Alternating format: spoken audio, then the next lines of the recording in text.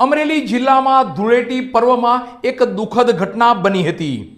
અમરેલીના ખંભાળિયાથી વિઠ્ઠલપુર જવાના માર્ગ પર આવેલી શેત્રુંજી નદીમાં ધૂળેટી પર્વ રમ્યા બાદ એક યુવક નાહવા પડ્યો હતો।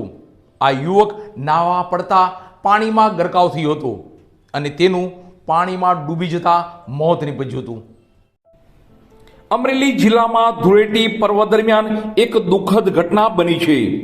અમરેલી તાલુકાના ખંભાળિયાથી વિઠ્ઠલપુર જતા માર્ગ પર આવેલી શેત્રુંજી નદીમાં ધૂળેટી રમ્યા બાદ નાહવા પડેલા એક યુવકનું ડૂબી જવાથી મોત નીપજ્યું હતું।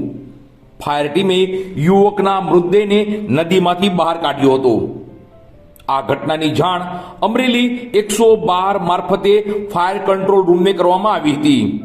માહિતી મળતા જ ફાયર ઓફિસર HC ગઢવીની આગેવાની હેઠળ અમરેલી ફાયર એન્ડ ઇમરજન્સી સર્વિસની ટીમ તાત્કાલિક ઘટના સ્થળે પહોંચી હતી।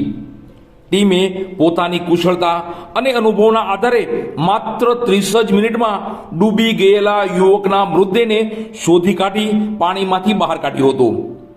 મૃતક યુવકની ઓળખ સમીર મહેશભાઈ સોલંકી, ઉંમર વર્ષ 20, રહેવાસી બહારપરા અમરેલી તરીકેની થઈ છે।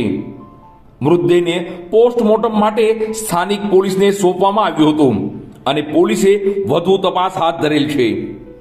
આ રેસ્ક્યુ કામગીરીમાં ફાયર સ્ટાફના જવાનોમાં ભગવતસિંહ ગોહિલ, કૃષ્ણભાઈ ઓળકિયા, મિલનભાઈ ખાંભા, જગદીશભાઈ ભુરિયા અને ધર્મેશભાઈ જુવાદરિયા જોડાયા હતા।